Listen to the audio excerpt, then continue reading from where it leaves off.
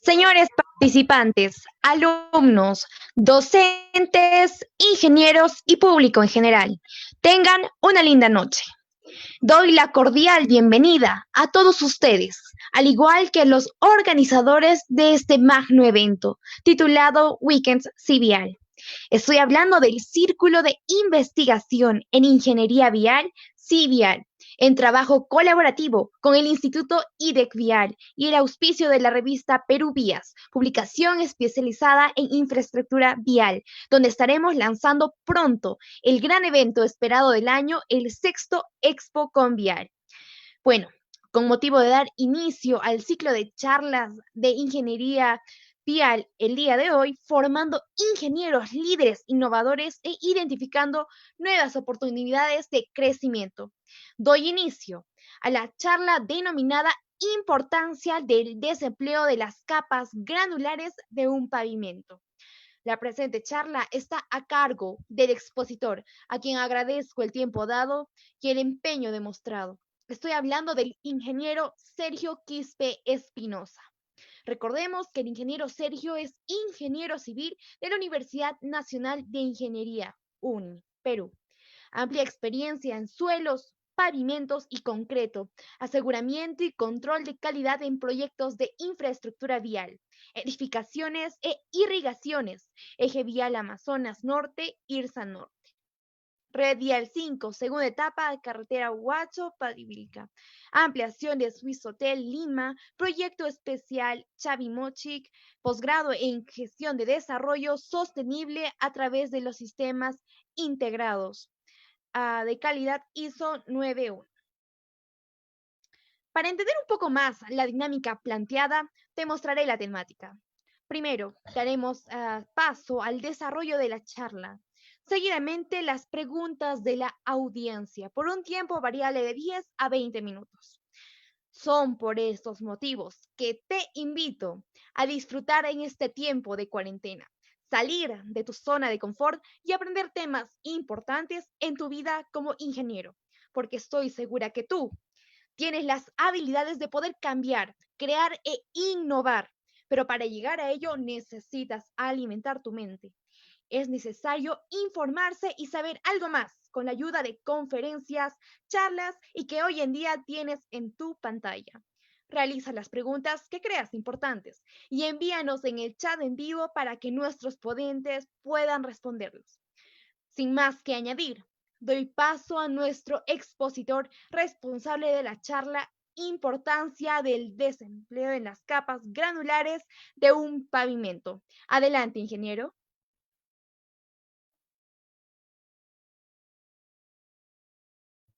Su micrófono, ingeniero, está apagado. Disculpe. Buenas noches, gracias Daniela. Buenas noches con todos. Agradeciendo en primer lugar a los participantes por darse un tiempo y compartir esta charla técnica, ¿no? Agradeciendo también a IDEC Vial y a CIVIAL por la invitación, a nombre también de la empresa ASI Perú, de la cual yo formo parte. Y el día de hoy vamos a juntarnos aquí para poder compartir algunas experiencias, ¿no? Básicamente vamos a brindar una charla técnica que está titulada, como ya lo dijo Daniela, Importancia del desempeño de las capas granulares en un pavimento. Daniela, solo confírmame si ya se ve la pantalla ya estamos compartida. Compartiendo. Muchas gracias. Gracias, gracias. Entonces comenzamos. Bien, la charla técnica está estructurada de esta manera. El índice, primero vamos a hacer una breve introducción, vamos a ver la normativa vigente en el Perú, los aspectos que hay que tomar en cuenta para estos trabajos, los requisitos técnicos que nos piden la normativa vigente, tanto para la base como para su base granular, las exigencias típicas, ¿no?, que se piden para las capas granulares ya terminadas, después de haber sido ya construidas, los controles adicionales que se van a recomendar en base a la experiencia, ¿no?, que me ha tocado compartir con muchas personas en diversos proyectos. Luego vamos a hablar del tramo de prueba, esencial también para estos trabajos, y finalmente vamos a acabar con las conclusiones y con las recomendaciones. Entonces comenzamos haciendo la introducción al tema y planteando la primera pregunta, ¿no? O la pregunta para darle apertura a esta charla técnica. ¿Cuán importante es el desempeño de las capas granulares de un pavimento? Es una pregunta que a veces no nos la hacemos, ¿no? Y debido a que no se le da la importancia debida a las capas granulares de un pavimento, muchas veces el éxito no se asegura, ¿no? Todo lo contrario. Los proyectos pueden fracasar porque no se presta una debida atención a estas capas y a su desempeño. Vamos a comenzar hablando del desempeño de un pavimento, ¿cierto? Ahí en la imagen, al lado derecho, se aprecia un pavimento, la estructura de un pavimento, cómo está compuesta. Típicamente un pavimento flexible y un pavimento rígido. El pavimento flexible típicamente está compuesto, apoyado sobre una fundación, ¿no? Sobre el nivel de la rasante. Vienen las capas de su base, la capa de base, la superficie de rodadura, que en este caso de un pavimento flexible es una carpeta asfáltica. En el caso del pavimento rígido, apoyamos sobre la fundación una capa de su base, y típicamente directamente sobre esta capa de su base se aplica el concreto hidráulico, ¿no? Como superficie de rodadura. Se omite normalmente en este tipo de pavimentos la capa de base, porque debido a las rigideces ya de la capa del pavimento rígido no se necesita eso. Esto está en función a la calidad de fundación, ¿no? Y a las cargas de tráfico que va a soportar. Bueno, el desempeño de un pavimento, entre otros varios factores, depende fundamentalmente del comportamiento individual de sus partes componentes, ¿cierto? Llámese fundación, capas granulares, superficie de rodadura. El comportamiento individual de cada una de estas capas garantiza el comportamiento integral de un pavimento. Si falla una, falla toda la estructura del pavimento. Quizás no de manera repentina, pero sí a largo plazo. Su vida útil se ve mermada, se ve deteriorada. Estas son las capas granulares, ¿sí? La base, su base, son las capas granulares de las cuales hoy día nos vamos a ocupar. Básicamente son esquemas típicos. Hay diversas configuraciones de pavimento, con superficies de rodadura distintas, con tratamientos superficiales, morteros asfálticos, micropavimentos, ¿sí? Bases negras, bases tratadas, estabilizadas, ¿no? Pero esto es lo típico y con lo que vamos a esquematizar. ¿Cómo se definen los espesores de un pavimento? ¿Cómo yo configuro cuánto de espesor le coloco a la capa de su base, a la capa de base y a la capa final de rodadura? ¿Y qué materiales empleo? Eso depende básicamente, depende de los niveles de tráfico a la cual va a estar sometida la vía. No es lo mismo tener un camino de bajo volumen o tener una vía con alto tránsito, por ejemplo la Panamericana, ¿cierto? La vía Panamericana. Las condiciones ambientales, también las temperaturas ambiente, las temperaturas del aire, las temperaturas de la zona donde vamos a trabajar y las condiciones climatológicas también. Depende también el nivel freático, que tan superficial se puede encontrar. Dependen también las condiciones de drenaje que tenga este proyecto, si son condiciones de drenaje buenas, si no son condiciones de drenaje adecuadas. Depende también de la calidad de la fundación, ¿no? Sobre qué material yo voy a apoyar mi pavimento. Depende también de la calidad de los materiales empleados para su construcción, tanto en las capas granulares como en la superficie de rodadura. También depende en las condiciones y cómo es que se desarrolla el proceso constructivo, ¿cierto? Un adecuado proceso constructivo es un factor más de éxito para poder conseguir un pavimento con adecuado desempeño. Entonces, si vemos, de entre todos los factores, la calidad de los materiales y de las capas granulares juega un papel fundamental en este desempeño del pavimento, y es de lo que hoy día nos vamos a ocupar. Vamos a brindar algunas recomendaciones, vamos a transmitir algunas experiencias, ¿no? ¿Cuál es la importancia del desempeño de las capas granulares? Las capas granulares, como había comentado, juegan un papel fundamental. Si no se presta la debida atención, podemos tener fallas prematuras, podemos tener bajos índices de condición durante su vida de servicio, podemos tener desempeños deficientes. A veces nos encontramos con daños a nivel de la carpeta o de la superficie de rodadura, y a veces no sabemos que pueda tratarse por una deficiencia en las capas granulares inferiores. Bien, en cuanto a la normativa vigente en el Perú, la normativa vigente que tenemos en el Perú nosotros para los proyectos viales, básicamente, en el ámbito de carreteras, es las especificaciones generales de construcción del Ministerio de Transportes y Comunicaciones, que fue aprobada en julio de 2013, vigente desde esa época. Y en el ámbito urbano tenemos la norma C010, que trata de pavimentos urbanos y está normado por el Reglamento Nacional de Edificaciones del Ministerio de Construcción, Vivienda, Construcción y Saneamiento, y esta norma está vigente desde el año 2010. En enero de 2010. Entonces, también acá una pequeña reflexión, ¿no? Estamos en el año 2020, ya a mitad de año, y todo 7 o 10 años. Entonces, creo yo que ya toca actualizar esta normativa, ¿no? Las tecnologías en la construcción, las tecnologías de los materiales evolucionan, los procedimientos constructivos evolucionan, los procedimientos de control de calidad también evolucionan, y por ende nuestra normativa tiene que estar a la altura, tiene que considerar estas nuevas soluciones, alternativas, tecnologías y procedimientos. Bien, básicamente son las dos normas. Las dos son muy similares. Las variaciones que hay entre una y otra son muy similares, no cambian mucho, alguna variación mínima. Y para efectos de esta charla práctica vamos a basarnos en Eje 2013, que son las especificaciones generales de construcción del Ministerio de Transportes. Bien, habiendo ya tocado la normativa, yo quisiera que toquemos estos aspectos previos, ¿no? A la que se deben tener en cuenta durante la formulación de un expediente y también en la etapa de ejecución de un proyecto. Aspectos que son importantes y que a veces no son tomados como tales, ¿no? Primero, especificaciones técnicas claras, ¿no? Tal como indica la lámina, no es suficiente adoptar especificaciones generales, ¿no? No es suficiente decir, ya, voy a hacer una base granular en tal lugar, copio la especificación de G 2013 y esa es mi especificación.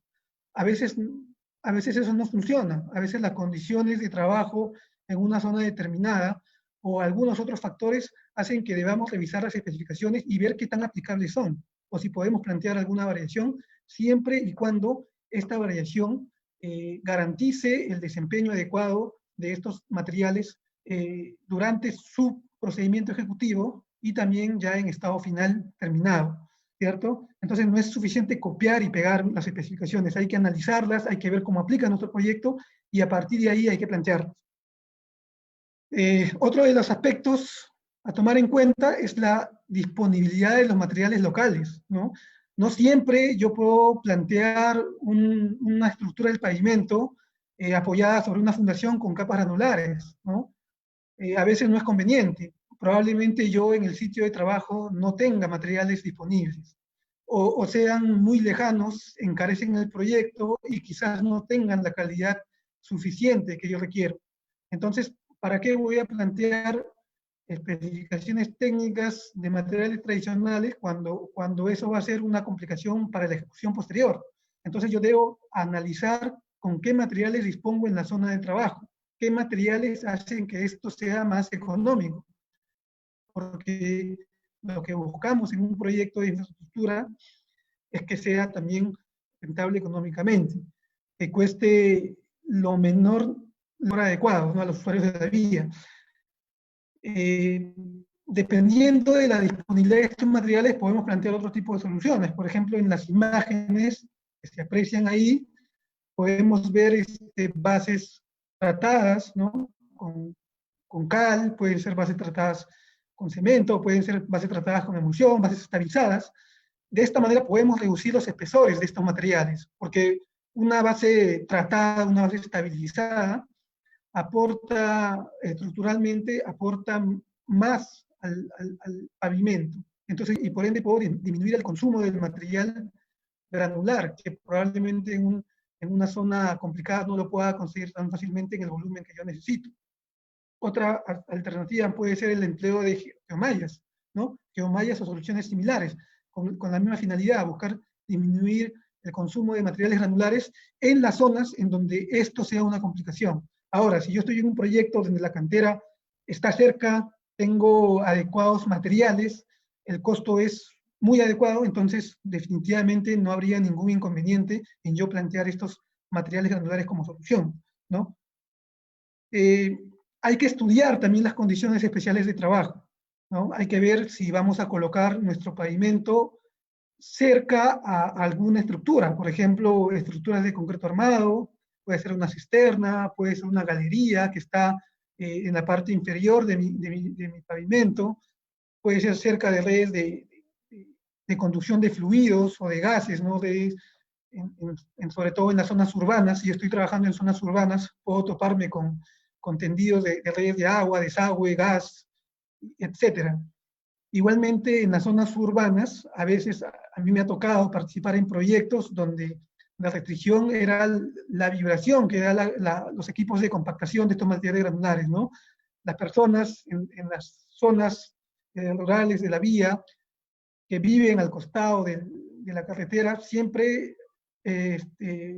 nos hacen saber su reclamo y con razón muchas veces, ¿no? Porque a veces los equipos de compactación tienen una vibración tal que afecta a estas viviendas que son a veces producto de la autoconstrucción, no, no son unas viviendas que se hayan construido bajo criterios sísmicos porque es la idiosincrasia de la construcción en estas zonas, ¿no? Y en muchas partes de la zona urbana de Lima.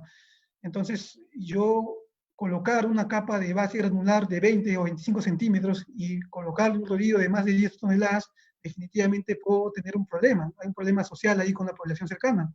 ¿Qué pasa, no? Y seguramente a algunos de ustedes tal vez les ha pasado también este problema. Entonces, cuando yo estudio bien las condiciones locales donde voy a aplicar mi trabajo y puedo plantear otras alternativas, debo hacerlo para no tener estos problemas. Por ejemplo, puedo plantear un suelo cemento autocompactado, que no es un suelo cemento compactado, es distinto.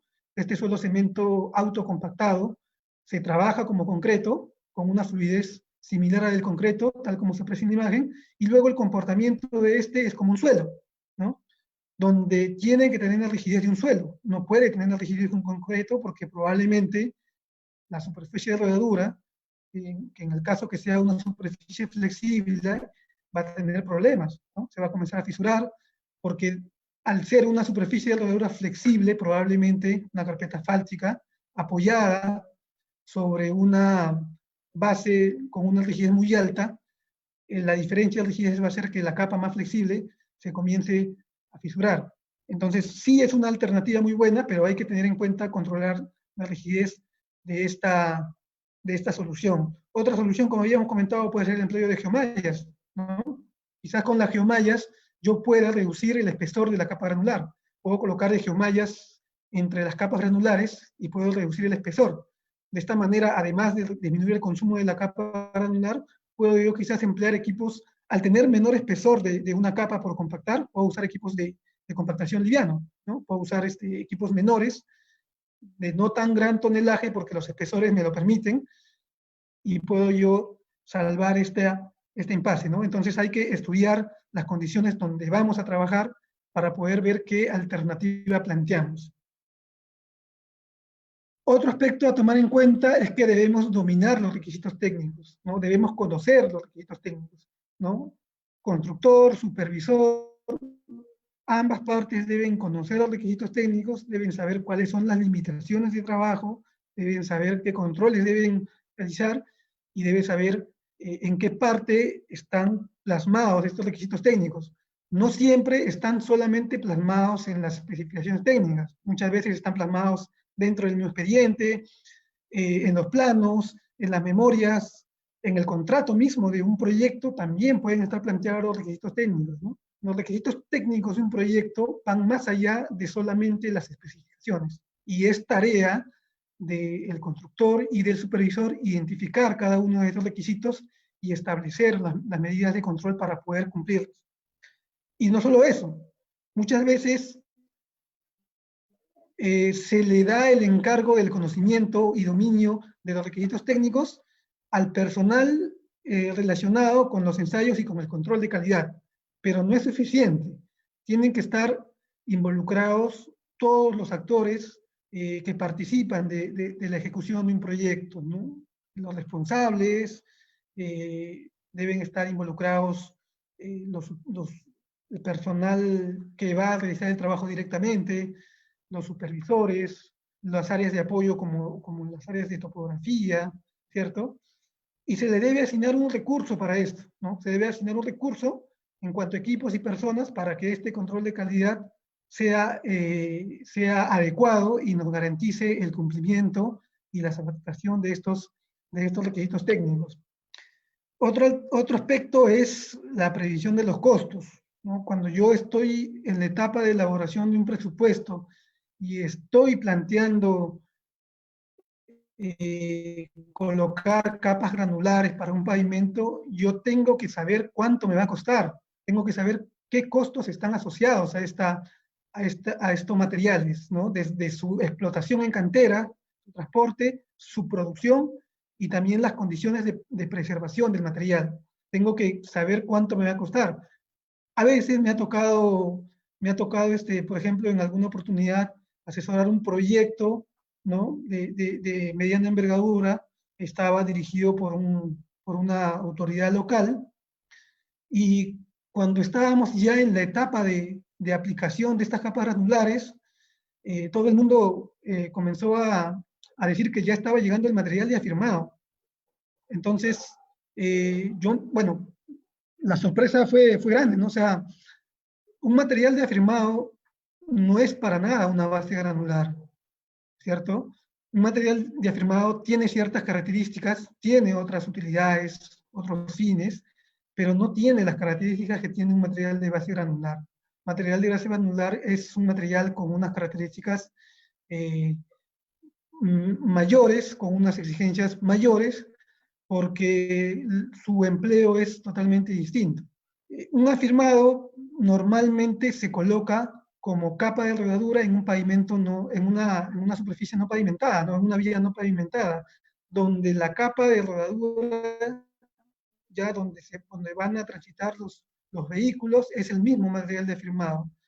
Entonces, este material de afirmado, así por definición y por exigencia de su propia especificación, tal como aparece en la figura ahí resaltada, tiene que tener un grado de plasticidad. Tiene que tener cierta plasticidad entre 4 a 9%.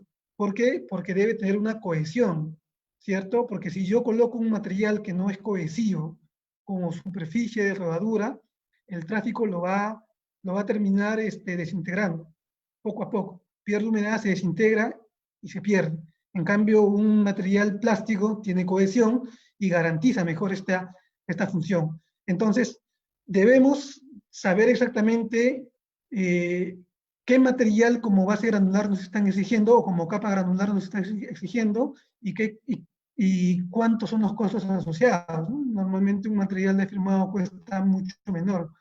A veces nos confundimos, ofertamos la base granular con un precio de un afirmado y luego en la etapa de construcción es donde vienen los problemas.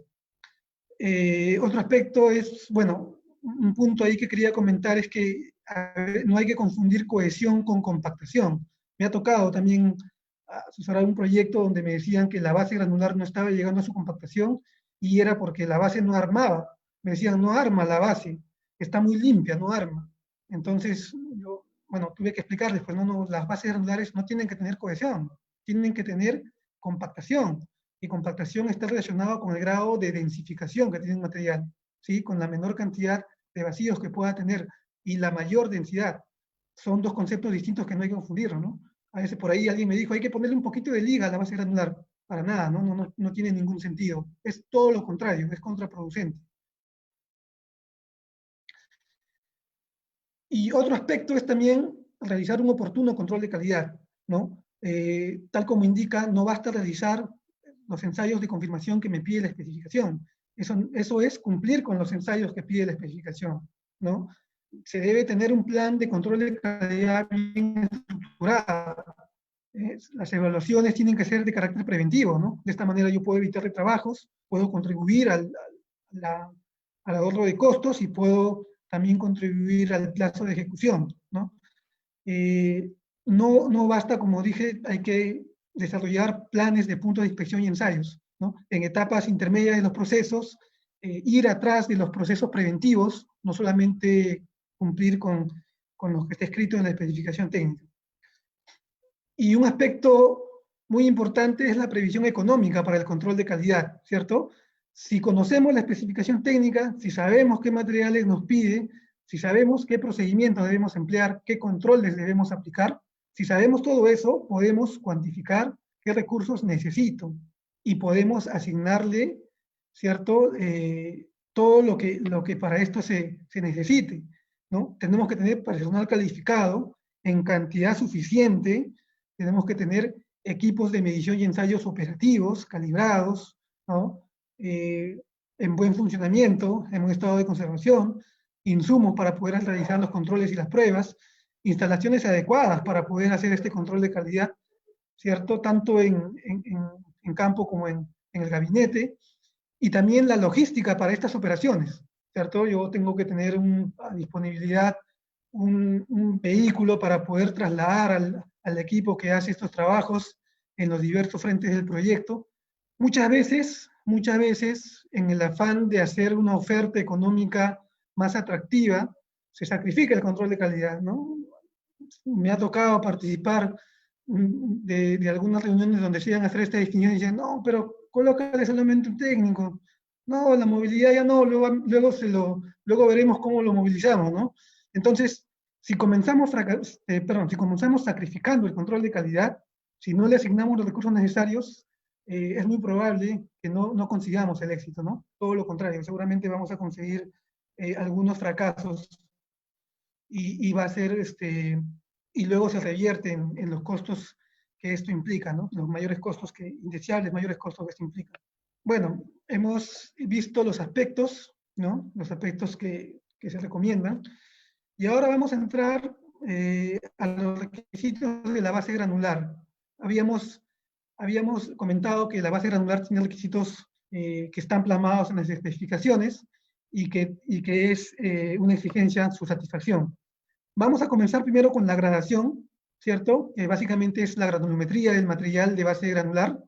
La especificación técnica plantea 4 usos, 4 gradaciones, de la A a la D, las mismas que están planteadas en ASTM D1241, que es la norma internacional, de donde nosotros cogemos en la mayoría de nuestros requisitos también. Y básicamente una particularidad que se recomienda que la gradación A, que es una gradación con menos cantidad de finos, como ven ahí, una gradación un poco menos, con menos finos, se recomienda para zonas con altitudes mayores a 3.000 metros sobre el nivel del mar. Esto por las condiciones de congelamiento y descongelamiento que se dan a partir de esa altura. Es bueno tener en cuenta eso, por si en algún momento nos toca participar en un proyecto, sabemos que tenemos una restricción y podemos solamente elegir la gradación A. Para alturas menores podemos elegir las gradaciones, las demás gradaciones, sin ningún problema.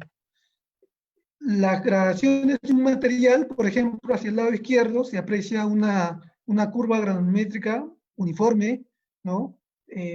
Muy bien gradada, es un material granular gradado, y al lado derecho se aprecia una curva granulométrica con unos saltos bruscos, unas caídas, unos cambios de pendiente. Este es un material mal gradado, no es recomendable.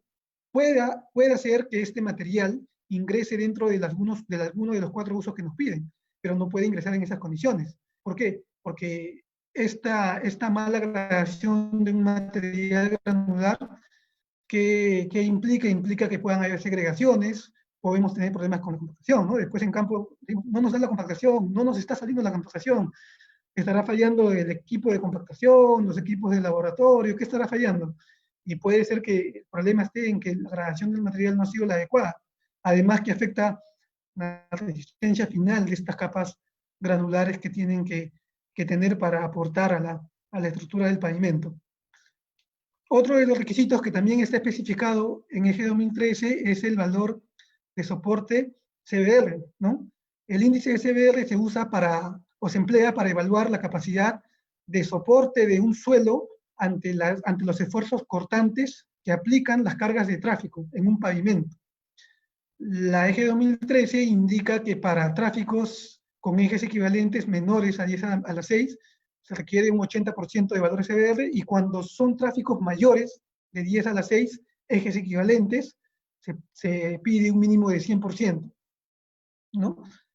Al lado derecho se aprecia el equipo, es un equipo, básicamente lo que hace este equipo es ejercer una carga sobre un suelo y medir la penetración de un pistón metálico sobre este suelo, ¿no? De esta manera uno puede relacionar los esfuerzos con la deformación, y a través de unos cálculos y unas gráficas puede determinar el valor SBR, que es un valor muy importante, bastante importante en una capa granular, porque garantiza la resistencia al esfuerzo cortante, como habíamos comentado, y hace que la vida útil del pavimento se asegure.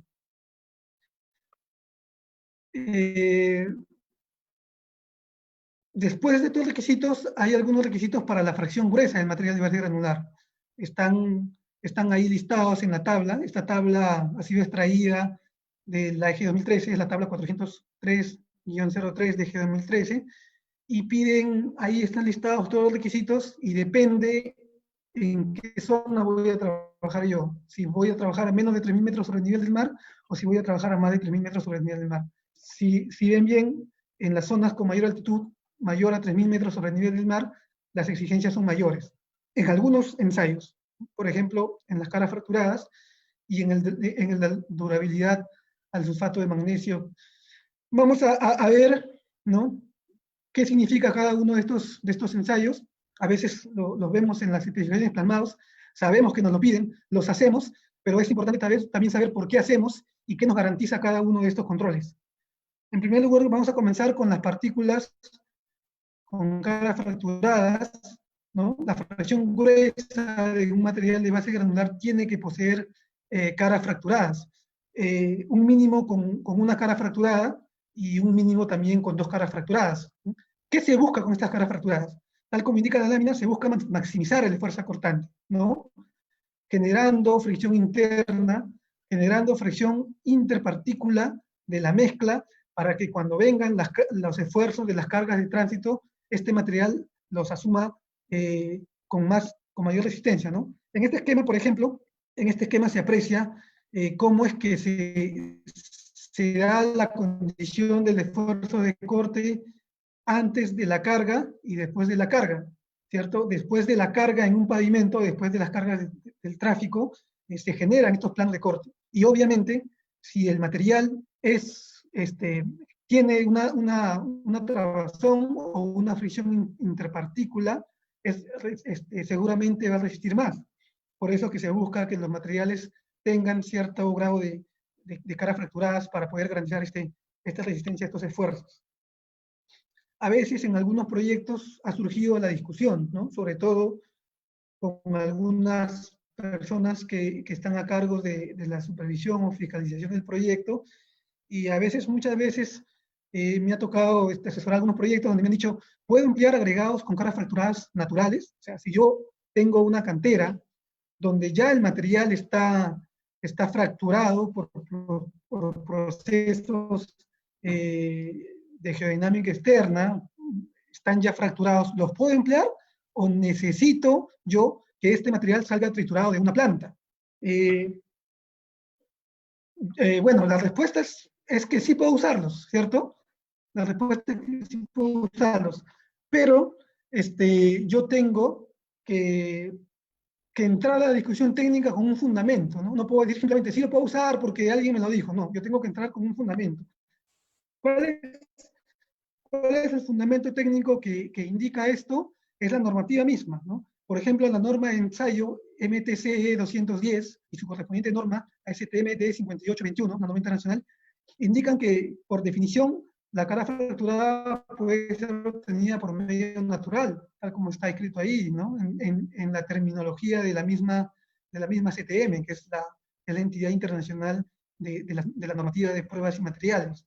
Además, las expediciones técnicas de EG 2013 también lo recalcan, ¿no? Indican que estos materiales pueden ser obtenidos de forma natural o pueden ser proveniente de fuentes naturales, ¿no? Entonces, al yo tener el fundamento técnico, puedo entrar en la discusión y sustentar mi posición. Entonces, sí es posible, sí es posible. Esto es ventajoso porque obviamente yo puedo darme el proceso de triturado, que es muy costoso, ¿no? Y puedo hacer una oferta económica más, más atractiva. Otro de los ensayos es la abrasión. Se busca que el material tenga una resistencia al desgaste y la degradación. Este desgaste y degradación ocurre principalmente en la vida útil o en puesta en servicio de un pavimento, ¿no? Debido a las cargas del tráfico. Y también este efecto también se da durante la producción, el transporte, la colocación y la compactación del material de base granular y su base granular, porque los equipos de compactación, los equipos de extendido, ejercen cierto desgaste sobre este material y el material tiene que estar preparado para soportar, ¿no? Ahí vemos el equipo, se llama Máquina de Los Ángeles. En este equipo se ingresa una muestra del material, se colocan unas esferas de acero y se hace girar, ¿no? Bajo cierto número de revoluciones en un tiempo determinado y se mide qué tanto se ha desgastado el material por el impacto de las esferas metálicas sobre él mismo, ¿no? Es un ensayo muy importante, muy versátil y nos permite a nosotros saber si estamos cumpliendo con este requisito. También nos piden controlar el porcentaje de partículas chatas y alargadas. Porque, bueno, es obvio, ¿no? Si yo tengo una partícula plana, muy alargada, muy laminar, como a veces le llamamos, un esfuerzo sobre estas la van a quebrar, ¿cierto? Y si la quiebran, después esta partícula que tenía cierto tamaño, ahora van a ser 2 o 3 partículas con un tamaño distinto. Entonces, ¿qué puede afectarse? Puede afectarse la gradación del material. Y como habíamos visto, la gradación del material, la granulometría del material, incide directamente en las características de resistencia del material granular final, ¿no? O el CBR, como habíamos comentado. Otro de los requisitos son el control de las sales solubles, ¿no? Llámese sales de cloruro o sulfatos, que debe restringirse la cantidad a 0.5% máximo, ¿no? En peso. ¿Qué se busca con esta restricción? Que se generen, se busca evitar que se generen problemas, por ejemplo, de fluorescencia, ¿no? Donde puedan fluorecer las sales y llegar, y con la humedad llegar hacia las capas superiores o hacia los riesgos superiores de imprimación o las capas asfálticas o de concreto que sobre estas capas granulares se apoyan.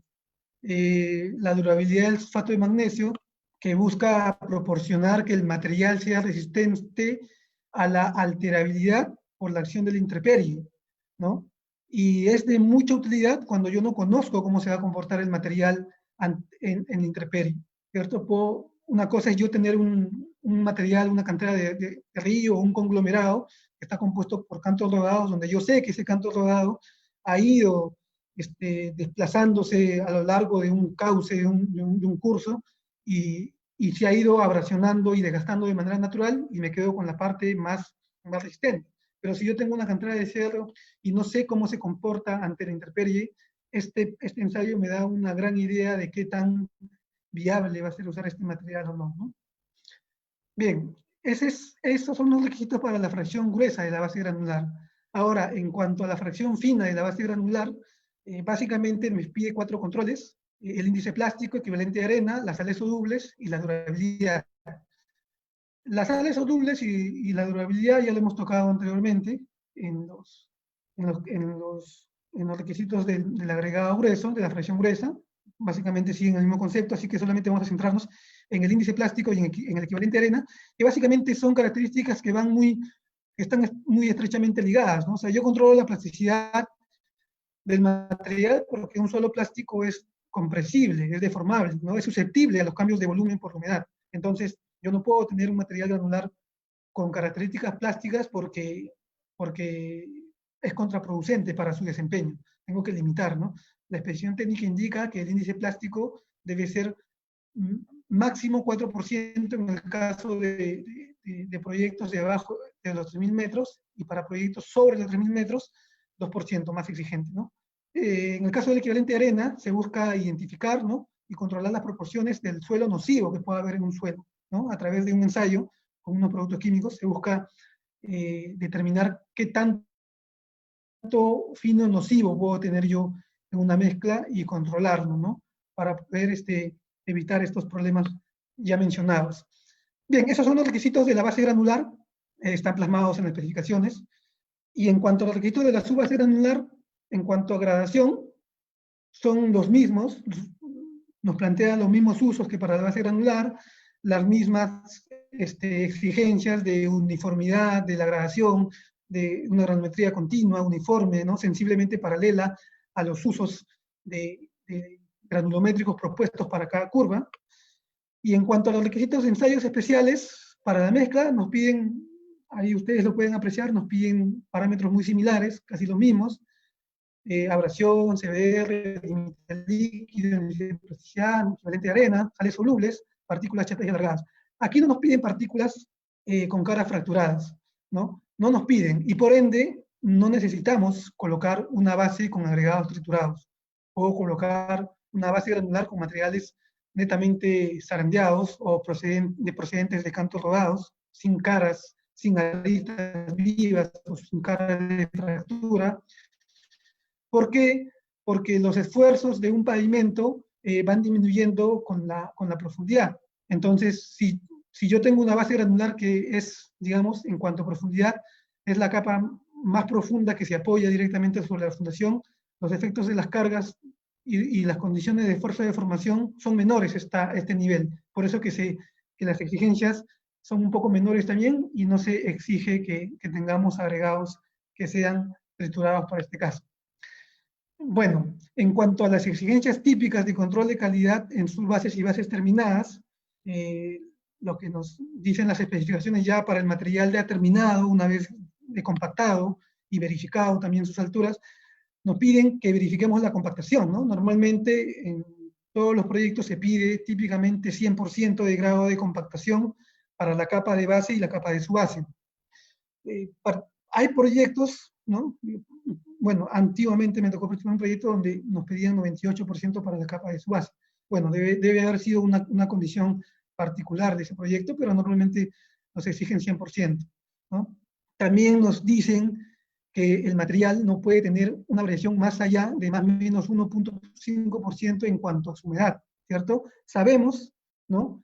Que un material de base granular, para que tenga la mayor densidad, tiene que tener una humedad óptima, ¿no? Una humedad que esté, digamos, que esté definida, que con esa se alcance a la mayor densidad.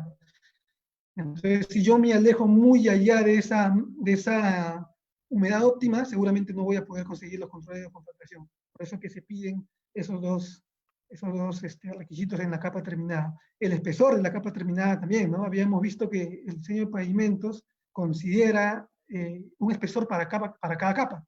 Si yo no cumplo con este espesor, ¿qué estoy haciendo? Estoy entregando un pavimento de menor resistencia, ¿no? Porque va a tener menor aporte, va a tener menor espesor. Entonces va a ser contraproducente para el desempeño de mi pavimento final. La especificación indica que en promedio, en un tramo colocado, en promedio, el espesor promedio que yo le mida, ¿no?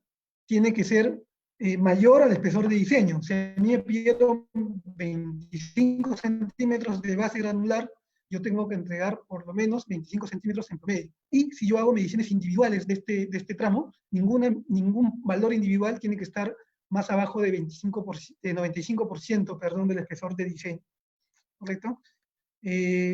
Bueno, yo les muestro esta fotografía porque es algo que siempre pasa, no es correcto, no debería pasar, pero a veces pasa porque estamos, digamos, no hay un control adecuado, ¿no? ¿Esto qué es? Esto es, como comúnmente, seguro muchos de ustedes han participado en proyectos, es en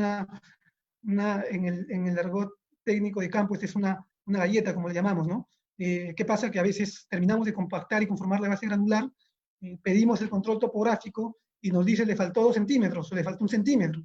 Entonces, para yo cumplir, tendría que escarificar toda la base granular incrementarle un poco más de material y darle el espesor compactado como una sola capa. Pero lamentablemente a veces el afán de avanzar el trabajo, la poca conciencia de la calidad de los materiales y de los trabajos que tenemos que desarrollar, hacen que se le lance una capa delgada de 1 o 2 centímetros para complementar la altura y poder cumplir con el requisito del espesor. Pero este material, pues con el pie, uno va con el pie, con las botas, y le hace un par de giros y se deshace. Imagínense qué le puede ser las cargas de tránsito, ¿no? Entonces es una mala práctica en la cual hay que poner bastante atención. También nos pide que el material, que la capa granular terminada tenga cierta uniformidad, ¿no? Se restringen variaciones superiores a 10 milímetros, ¿no? Entre un punto y otro yo no puedo tener más allá de 10 milímetros de variación. Según la especificación técnica se puede emplear cualquier método que permite evaluar de manera paralela y transversal, puede ser una regla de aluminio con un nivel, puede ser un tipo de lisura que también se aplica en algunos proyectos.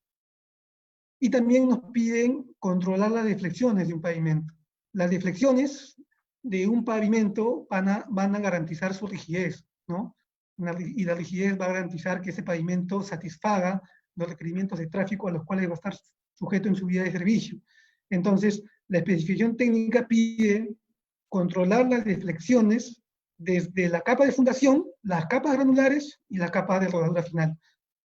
Y me parece adecuado porque es una manera de ir garantizando capa a capa de que yo voy cumpliendo, ¿no? No para llegar al final de la capa de rodadura, por ejemplo, una carpeta asfáltica donde yo ahí recién me doy cuenta de que no estoy cumpliendo con las deflexiones máximas y ya no hay más solución ahí, ¿no? Es un problema, se vuelve un problema grave. Por eso que en la imagen se aprecia ahí el dispositivo que se usa para medir las deflexiones, se llama viga Benkelman, está el personal técnico que desarrolla este trabajo y el personal auxiliar también que apoya con el camión que ejerce la carga para simular la carga del tránsito.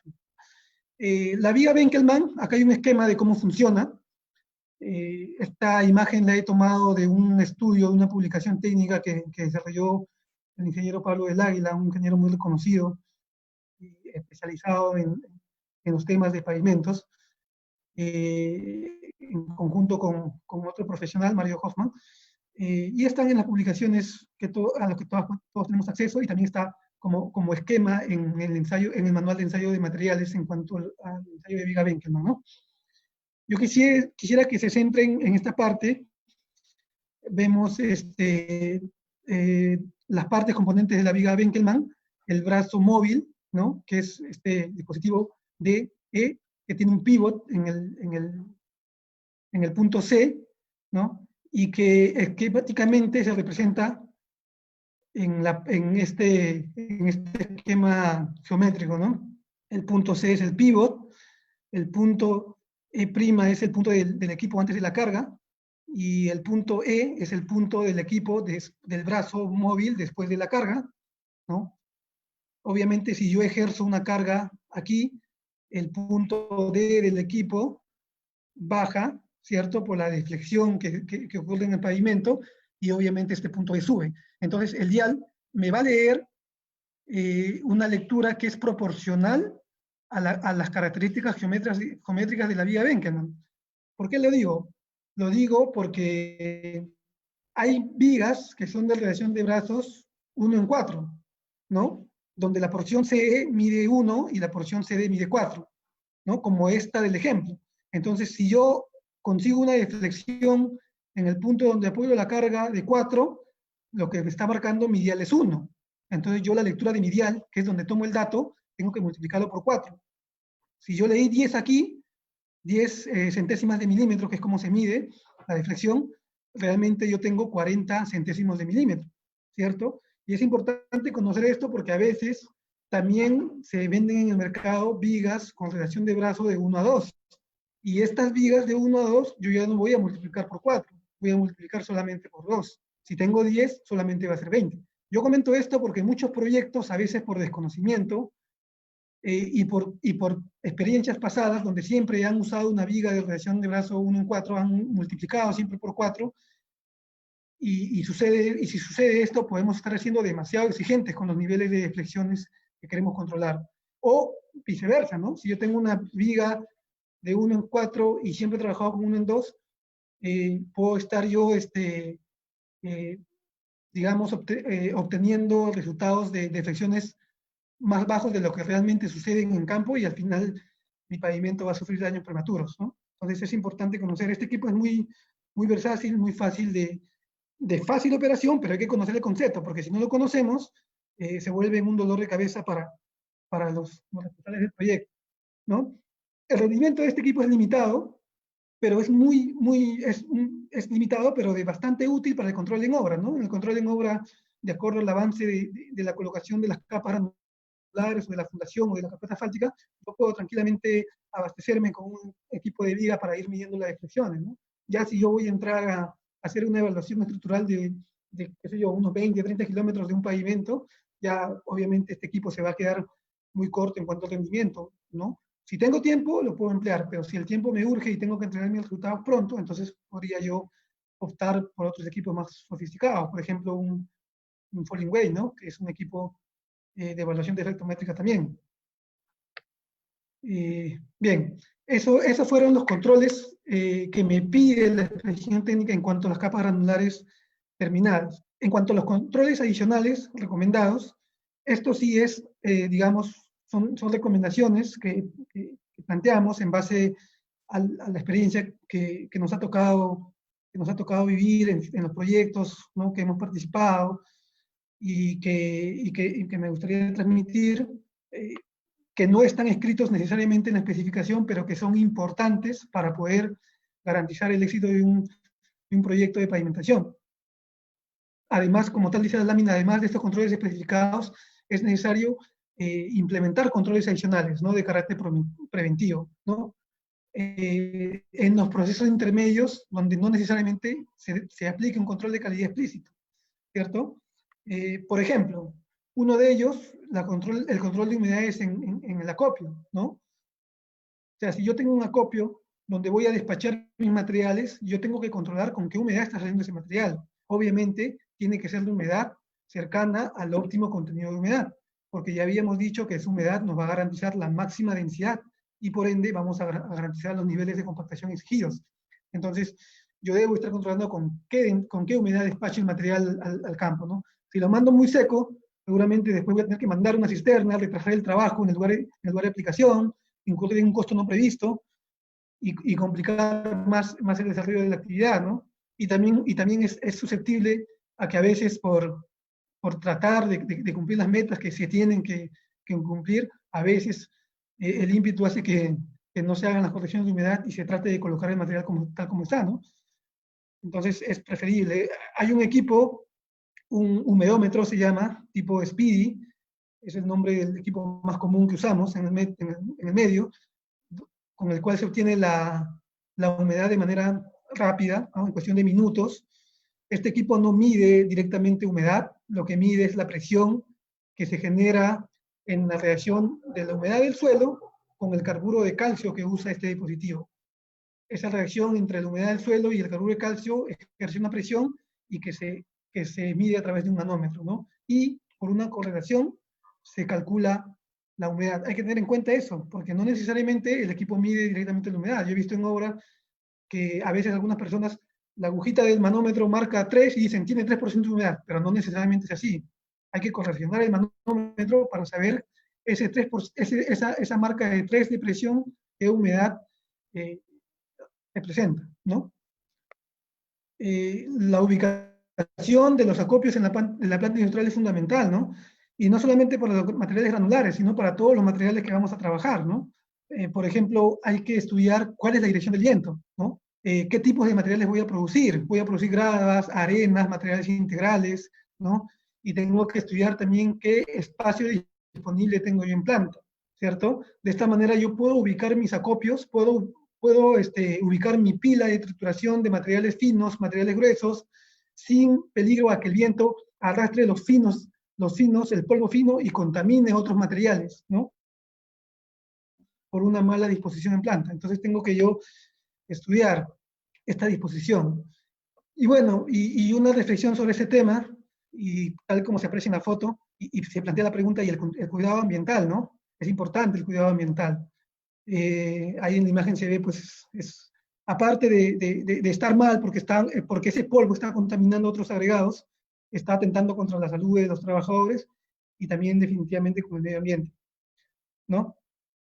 Eh, por ejemplo, en otros lados, ¿no? En minerías, donde se emiten materiales finos, particulados al ambiente y de carácter nocivo para la salud, más que un simple polvo, se usan este tipo de soluciones, son unos domos, ¿no? Y así la exposición final como queda, pero obviamente son soluciones muy caras, ¿no?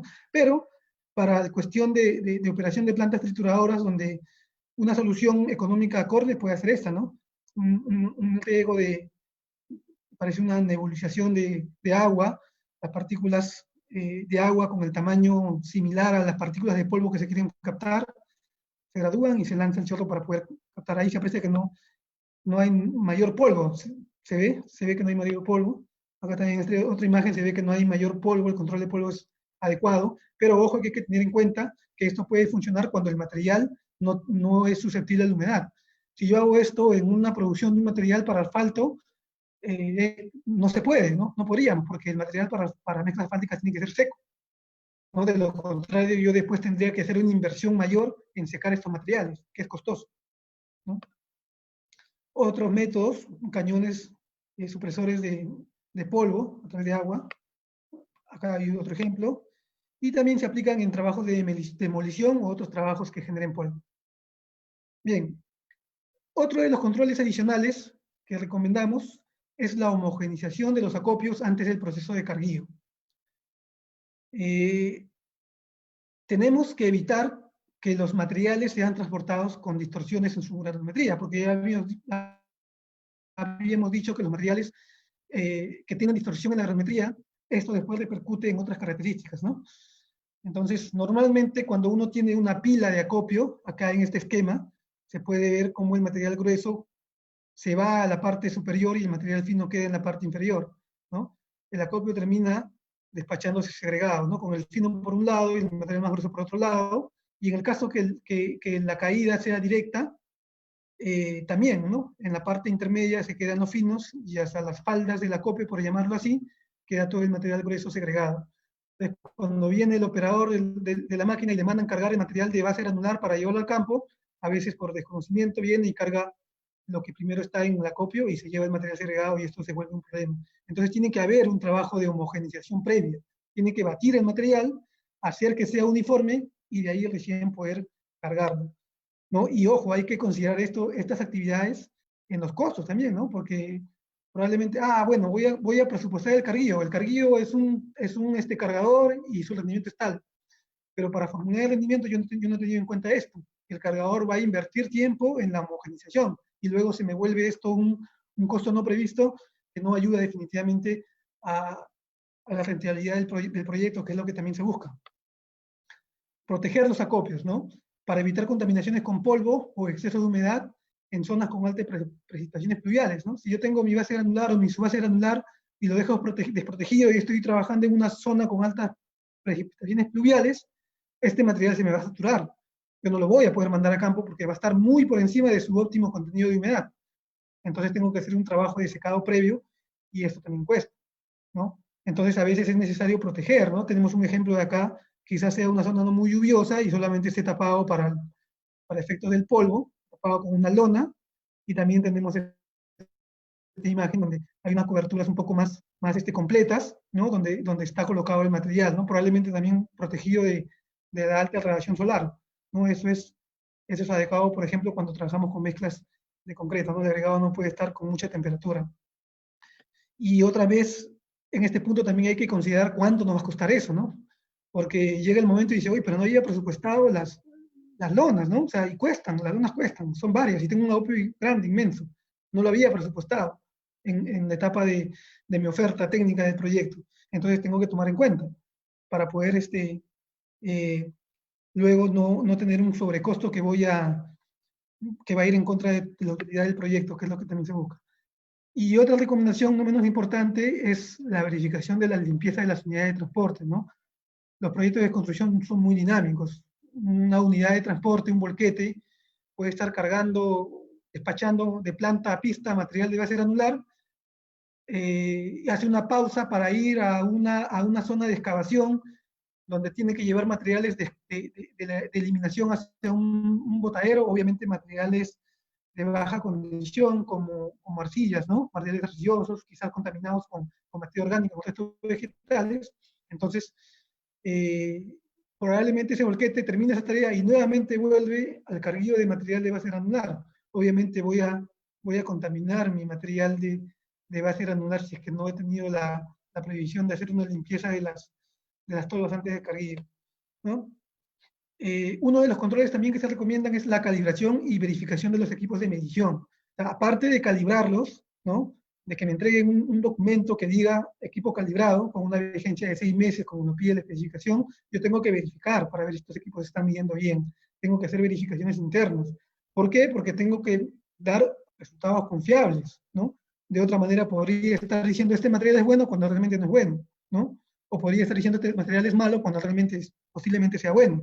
Entonces, para yo poder dar un resultado fiable, confiable, tengo que tener equipos calibrados y en correcto estado de operación, ¿no? Y esto aplica para los equipos de control de calidad, dichos propiamente de los ensayos en campo y en gabinete, y también para los equipos de topografía, que también son equipos de control de calidad, porque con los equipos de topografía se controlan niveles, espesores, dimensiones, pendientes, cotas, bombeos, sobreanchos, etc., ¿no? Y que también son requisitos técnicos del proyecto, ¿no? Hoy en día hay muchos equipos automatizados para el control de calidad. Por ejemplo, los dentímetros eléctricos, densímetros nucleares, defectómetros ligeros, ¿no? Y otra variedad de equipos que hacen muy versátil el control. Y particularmente estoy a favor de la empleo de estos equipos, pero si bien es cierto, estos equipos son de alto rendimiento y de alta precisión, hay que conocer cómo es que funcionan, hay que saber si están calibrados, hay que saber cuál es el principio de operación del equipo, porque de lo contrario, por más sofisticado que sea el equipo, si yo hago un mal uso del equipo, definitivamente voy a obtener un resultado que no es confiable y obviamente va a ir en contra de lo que buscamos, ¿correcto? Y otro punto es la capacitación, ¿no? Como habíamos comentado antes, todo el personal involucrado tiene que estar capacitado en estos aspectos, ¿no?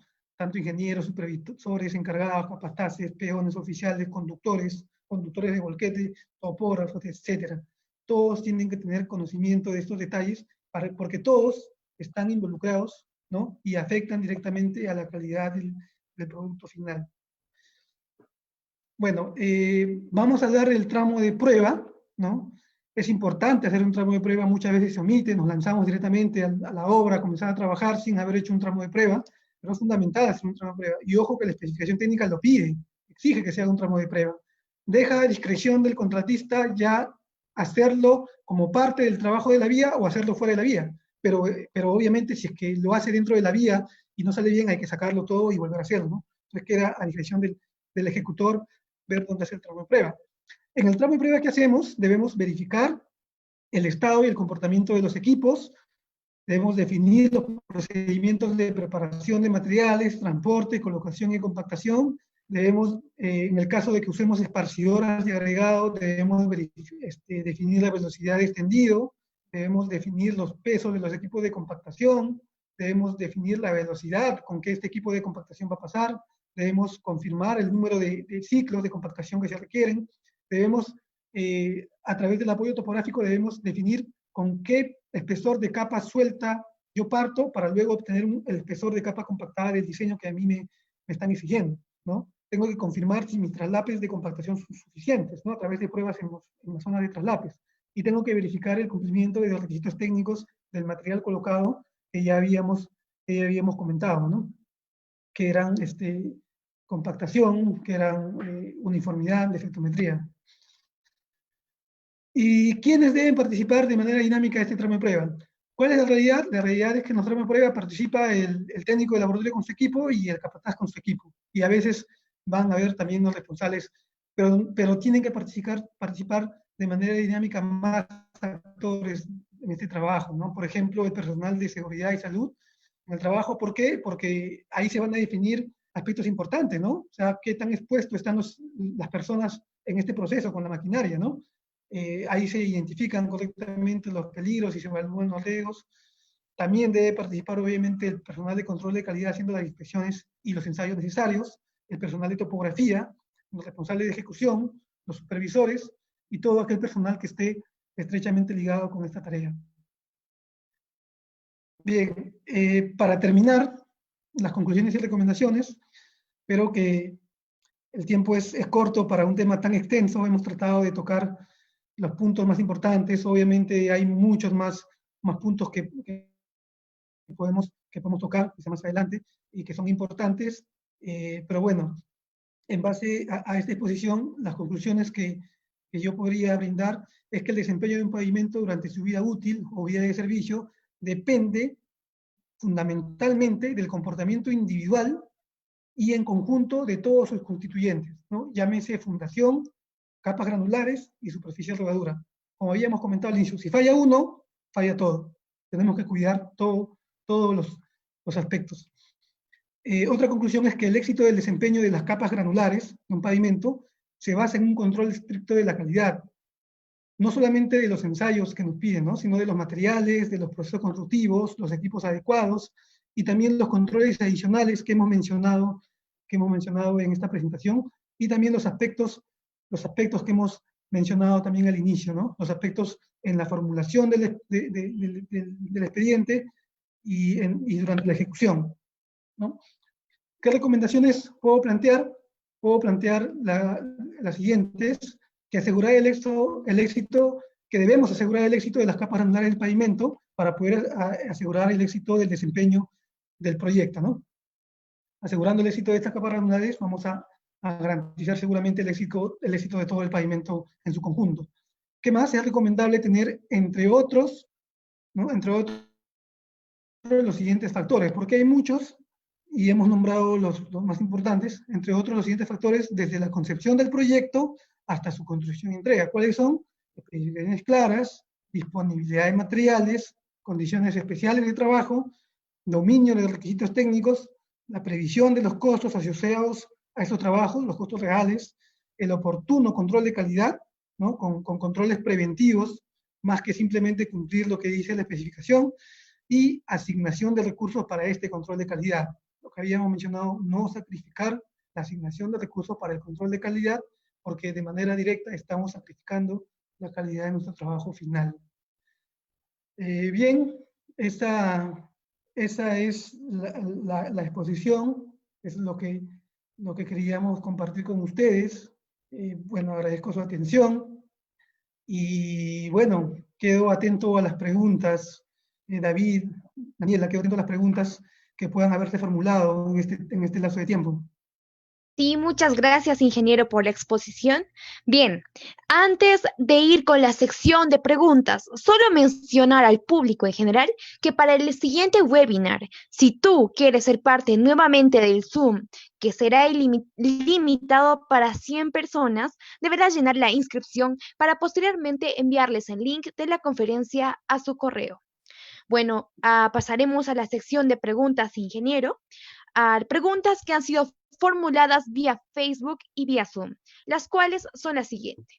César Peche, vía Facebook, pregunta: ingeniero, sabiendo que el desempeño de las capas de las estructuras de un pavimento está basada en una buena calidad de los materiales y el diseño de pavimento adecuado, sabiendo que estos diseños son muy antiguos, ¿recomendarían nuestros ensayos como módulos resilientes y otros en obra, ya que estos sí miden el desempeño real de los materiales utilizados en las capas granulares del pavimento? Bueno, perfecto. Un saludo para César Peche, un amigo de estos temas. Bueno, sí, definitivamente sí. Habíamos partido al inicio de la exposición indicando de que nuestra normativa, ¿no? Nuestras exigencias técnicas están basadas en especificaciones en el ámbito urbano del año 2010 y en las carreteras del año 2013. Entonces, ya tenemos más de 7 años con estas mismas especificaciones y como bien lo menciona César, la tecnología avanza, ¿no? Entonces, sí, definitivamente ya toca reformular, ¿no? a las entidades competentes nuestras especificaciones. Hace poco me tocó cruzar un intercambio de ideas con un colega de Colombia, y él me compartía las especificaciones técnicas del INVIAS, que es la entidad que brinda las especificaciones técnicas, por ejemplo, para estos materiales granulares en Colombia.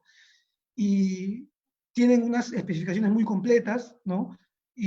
Incluyen ensayos que nosotros no hemos considerado todavía, por ejemplo, ensayos como azul de metileno, 10K de finos, ensayos más completos que claro, efectivamente necesitamos definir, ¿no? Ahora, en cuanto al módulo resiliente de material granular, con el equipo de Benkelman hacemos la medición, digamos, a través de una correlación, ¿no? De este parámetro. Sí lo podemos hacer, pero como bien recomienda César, sí, definitivamente es importante ya actualizarnos en estos aspectos, ¿no? Gracias, ingeniero. Pasamos de esta forma a la siguiente pregunta, planteada vía Zoom, de Cielo Francesca, quien pregunta: ¿qué pasa si se cumplen todos los parámetros a excepción del equivalente de arena? ¿Se descarta? Y la otra pregunta de Cielo es: ¿qué pasa si el CBR a 0.1 no llega al 100% y a 0.2 si llega y se repite el ensayo y sale lo mismo? ¿Se puede usar el valor de 0.2? Bien, bueno, son dos preguntas. La primera, ¿qué pasa si el valor de CBR no, perdón, el valor equivalente de arena no satisface las exigencias? Bueno, en primer lugar, las características exigidas en la normativa están hechas para cumplirse, ¿no? O sea, deben cumplirse. Pero definitivamente hay cuestiones que pueden ser estudiadas, pueden ver si es viable flexibilizar estos temas, pero ojo, es un tema muy delicado, ¿no? Porque obviamente a quien le va a tocar decir que sí es al representante del cliente, y el representante del cliente es el supervisor, es el fiscalizador. Entonces, y trayendo ahora aquí la coyuntura en la cual nos encontramos, es un poco complicado que alguien diga, sí, yo permito que no se cumpla el parámetro de equivalente arena. Técnicamente debe cumplirse, ¿no? Pero si hay una condición muy grave y muy especial, quizás valdría la pena hacer la descripción técnica, pero es un poco complicado, es un asunto bastante delicado. Y ojo que no se debería llegar a esto si es que yo en la etapa de formulación del expediente, como había comentado, he estudiado el material previamente, ¿no? Si yo cuando hice el expediente o cuando yo formulé mi oferta y estudié la cantera, si es que hubo tiempo, porque a veces los concursos no dan tiempo para eso, yo tengo que haberme asegurado que mi material cumple con todos los parámetros. De lo contrario, ya estaríamos en una condición especial de trabajo, como habíamos comentado hace un momento, ¿no? Estaríamos ya entrando a uno de los aspectos que había comentado yo de la disponibilidad de materiales. Si tengo un material que no va a cumplir el equivalente de arena porque la fuente es de esa manera, porque no consigo, entonces tengo que optar por otra solución.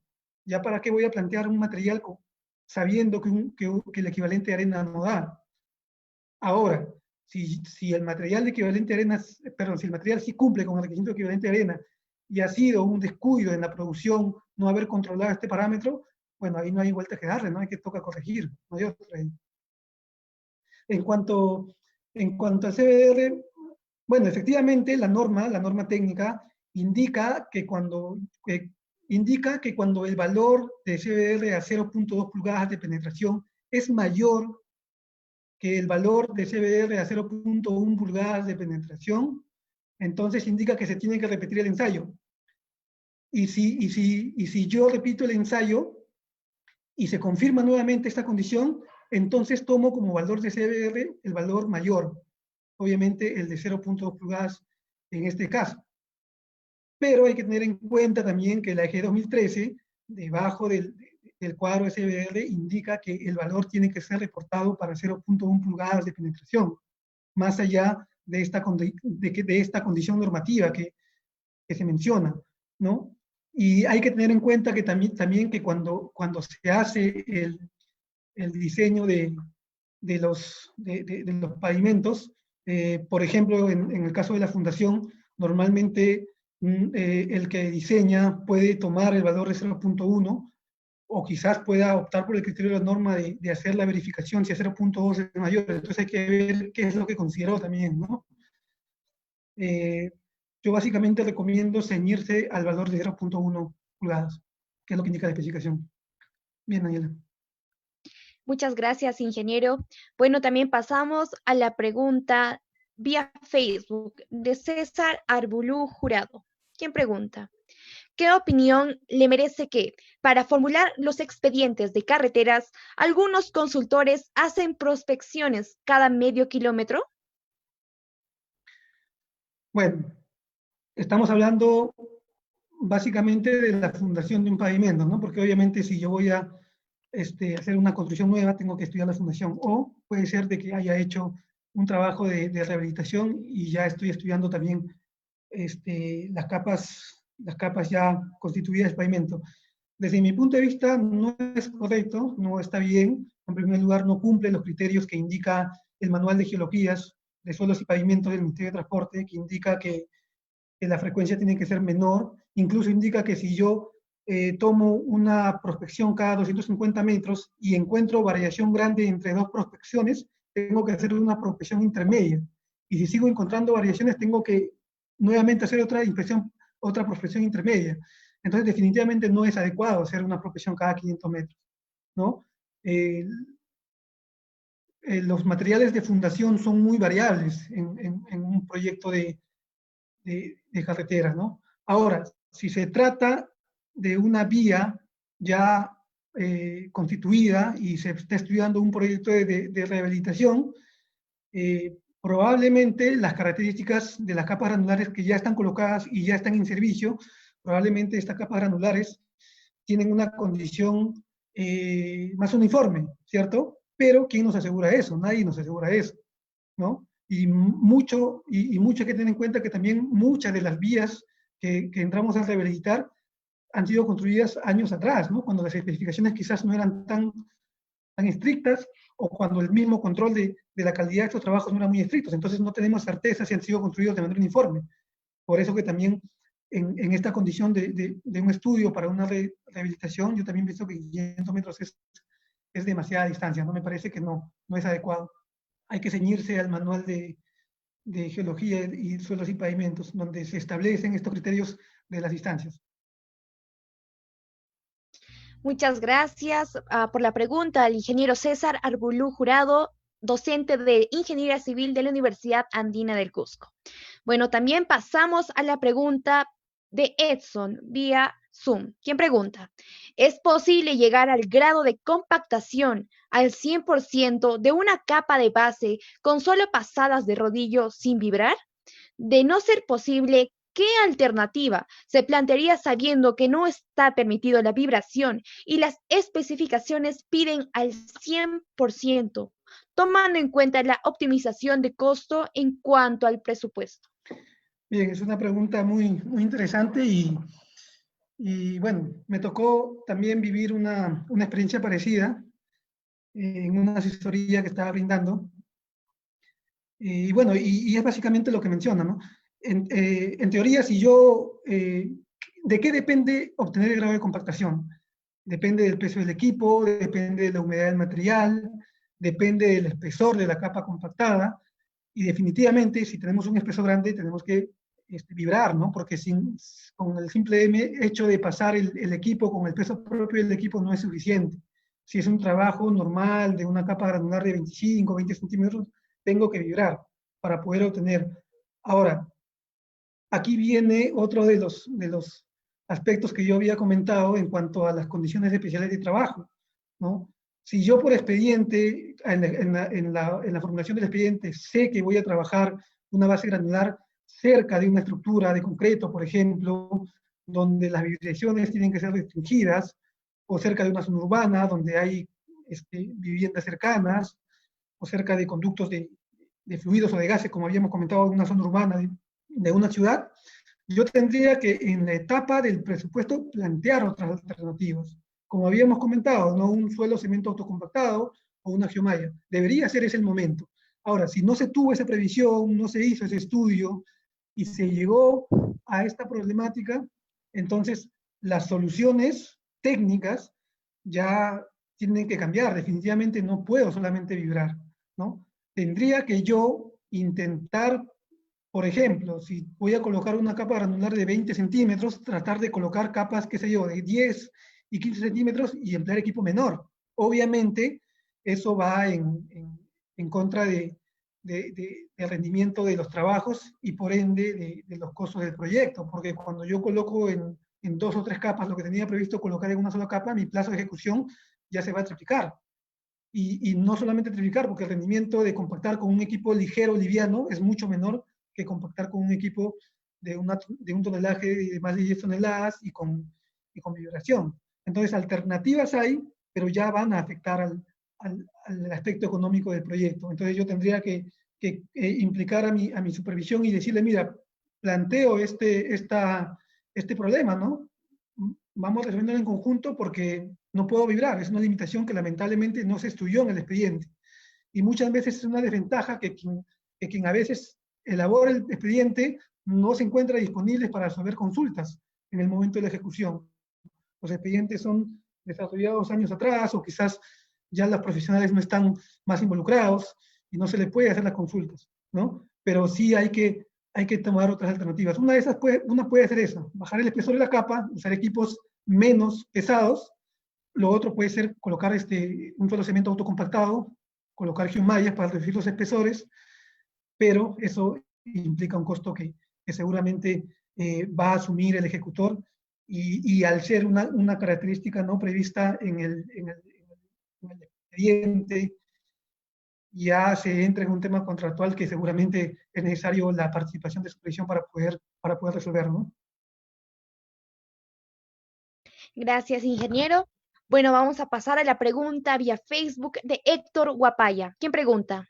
Buenas noches. ¿Cuáles son los valores de deflexión máxima o admisible a considerar en el control de calidad de la base, subbase y subrasante? En la EG 2013 no existe ningún valor de comparación de la deflexión obtenida con la viga Benkelman. Gracias. Gracias por la pregunta. Bueno, efectivamente, en eje 2013 no está indicado los valores de deflexión admisible porque no es una característica general de todos los proyectos, ¿no? Los valores admisibles dependen del tráfico, principalmente del tráfico que se va a proyectar sobre una vía, ¿no? Y el tráfico, al decir tráfico proyectado, es el tráfico que yo voy a tener, por ejemplo, si yo construyo la vía en el año, o la inauguro en el año 2020, y tiene una vida útil prevista de 10 años, entonces yo tengo que proyectar con el tráfico hacia 2030 y con ese tráfico, ¿sí?, proyectado, tengo que definir las deflexiones admisibles máximas a nivel de carpeta. Y a través de cálculos, retrocálculos, se pueden obtener las deflexiones de las capas inferiores. Entonces, la respuesta es que cada proyecto, en cada expediente debe venir calculadas esas deflexiones. No es una característica general, por eso que no está incluido dentro de G 2013. ¿Cuáles son los valores típicos? Por ejemplo, en una vía con un tráfico, que sé yo, cerca del millón de ejes equivalentes, probablemente el valor en una carpeta pueda estar entre 60 y 70, ¿no? Estamos hablando en centésimas de milímetros, que es como se mide la deflexión. En el nivel de base granular puede ser quizás entre 80 y 90, en el nivel de su base puede ser entre 90 y 100, y en el nivel de rasante puede ser entre 100 a 120, ¿no? Son valores, digamos, promedio, en base a la experiencia que yo he tenido que me han tocado afrontar, ¿no?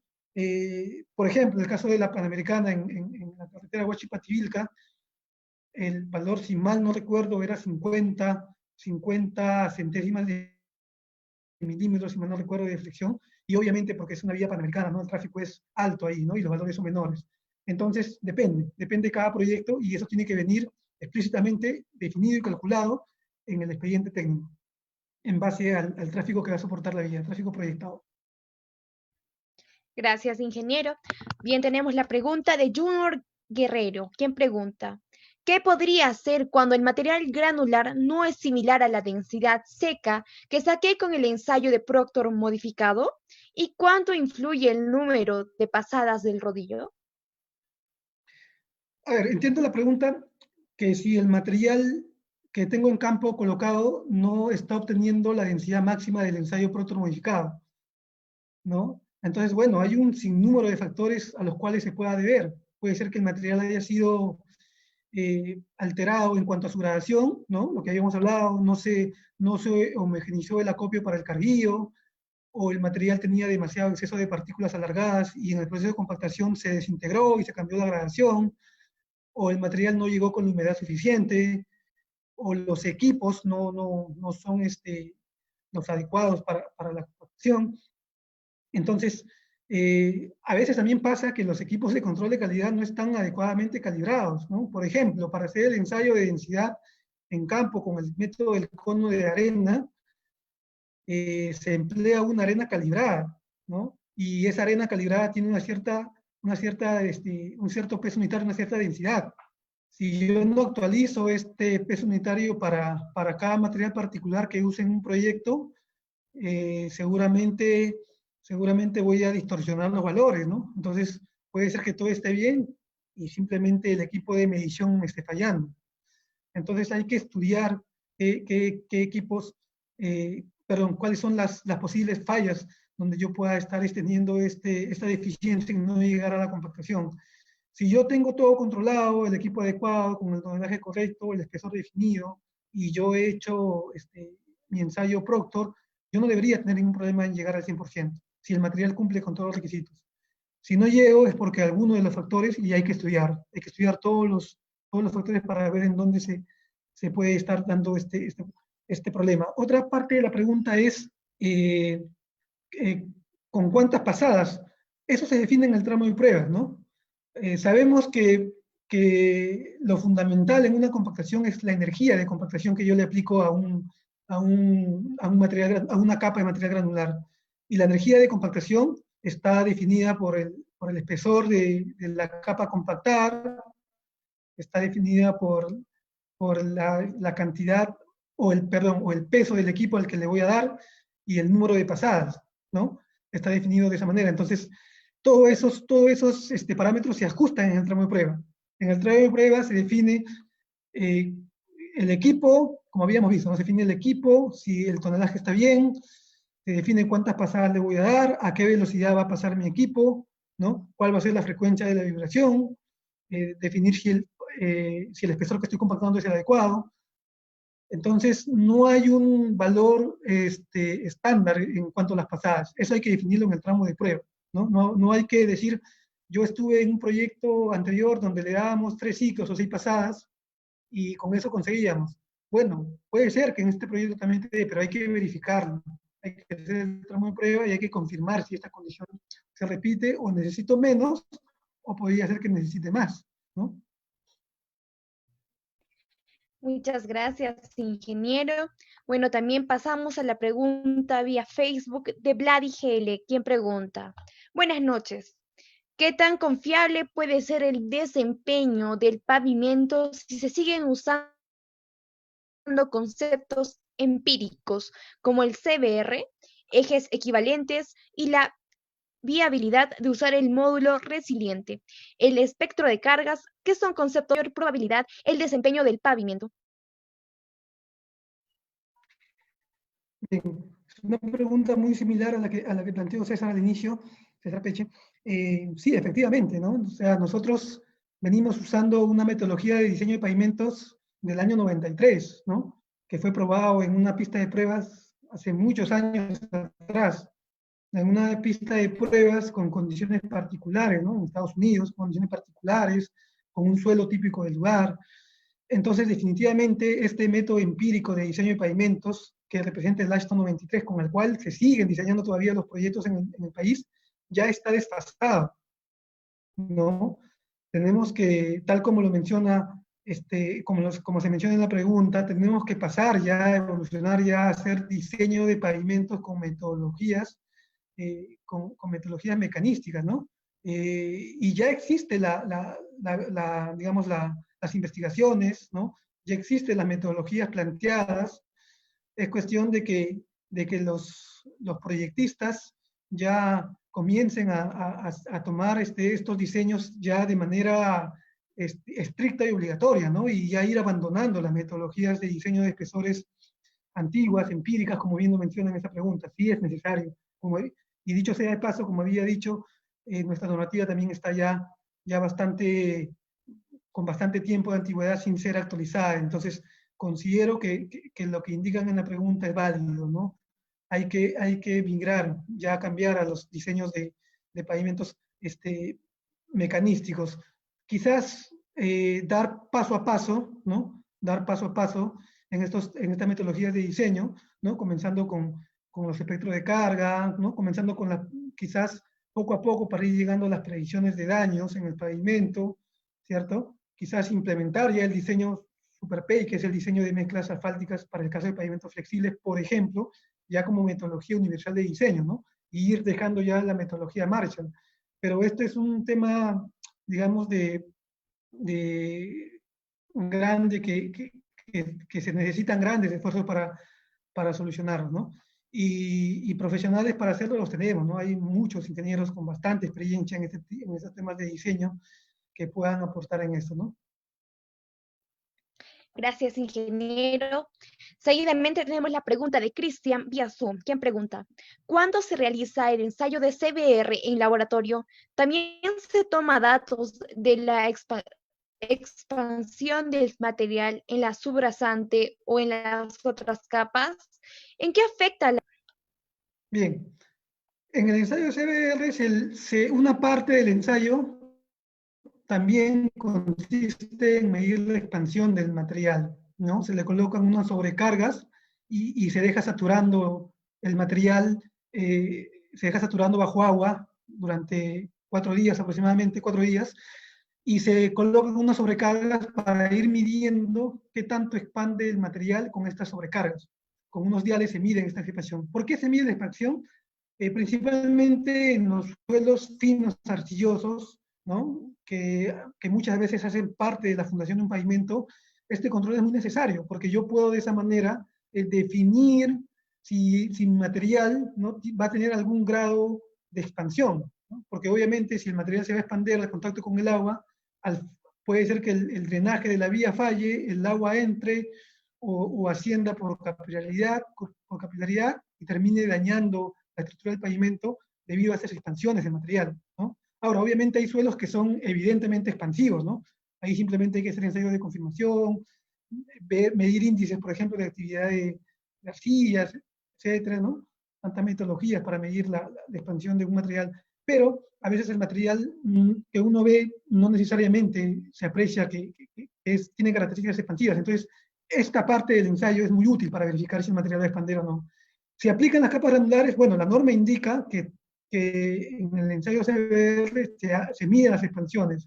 Entonces, por cumplimiento de norma, yo debería sumergir mi material de base granular y ir midiendo las expansiones. Ahora, obviamente, si yo tengo un material de base granular que cumple todas las especificaciones, incluyendo la plasticidad máxima, ¿no?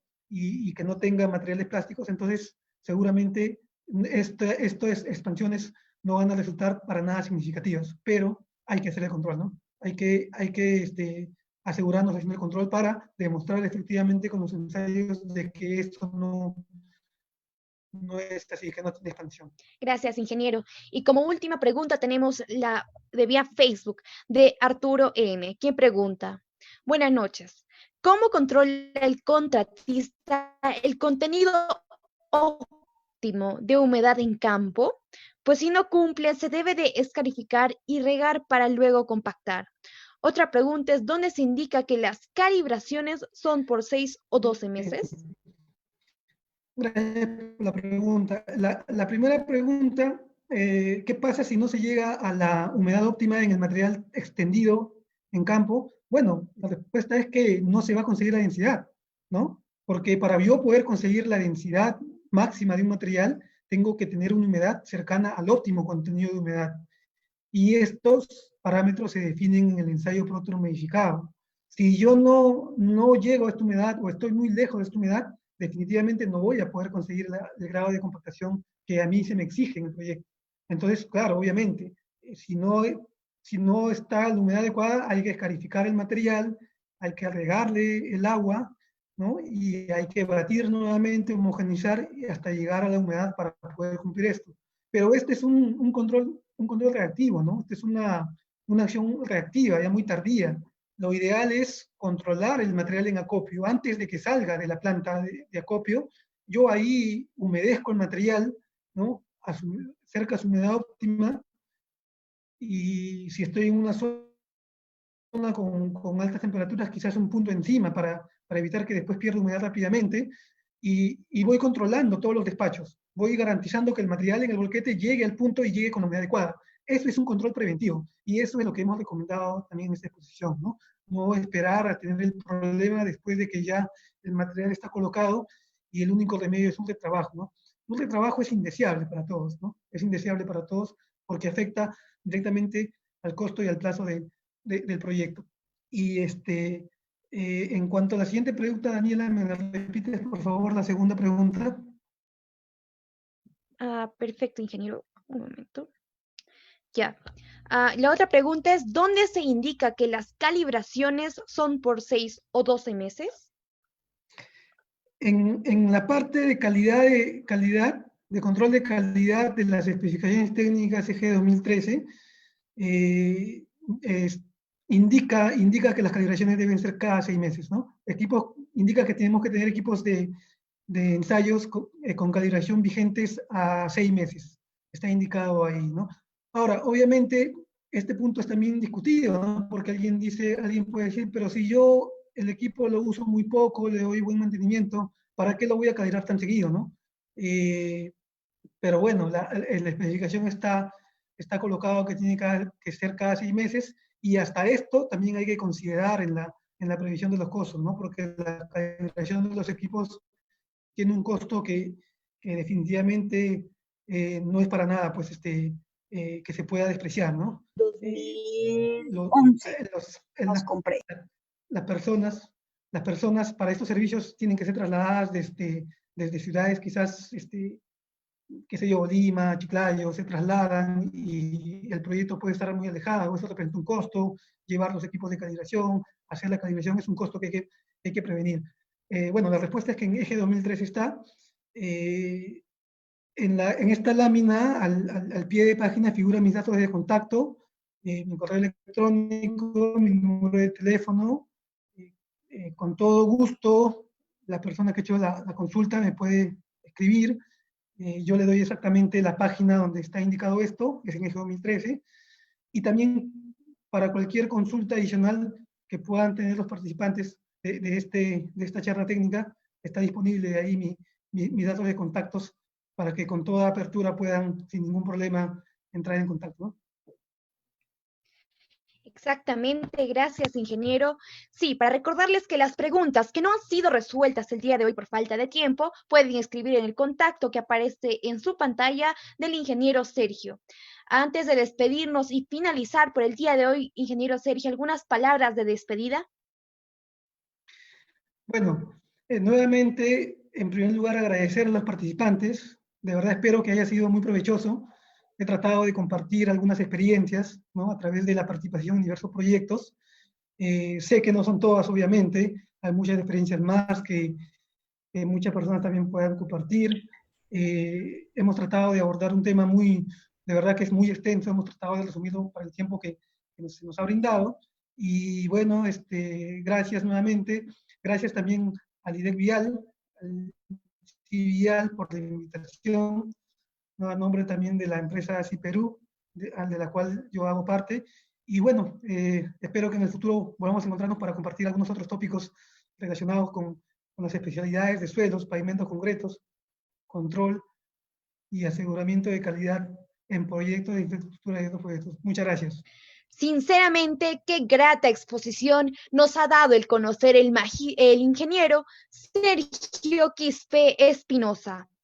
Agradezco el empeño que puso al mostrar y enseñar nuevos conocimientos para mejora de nuestros estudiantes. Agradezco de igual manera al capítulo de Ingeniería Vial, CIVIAL, junto a los colaboradores, como son, estoy hablando del trabajo colaborativo con el Instituto IDEC Vial y el auspicio de la revista Perú Vías, publicación especializada en infraestructura vial, donde estaremos lanzando próximamente el gran evento esperado del año, el sexto Expo Vial. Bueno, sin más que añadir, doy por concluido el weekend civial del día de hoy, denominado Importancia del desempeño de capas granulares de un pavimento. Muy buenas noches.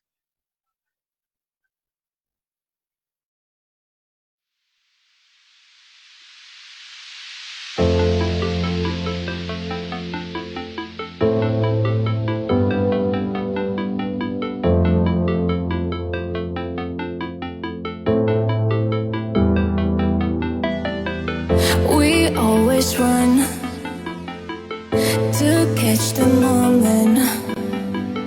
I can't stop praying. Nobody can stop me.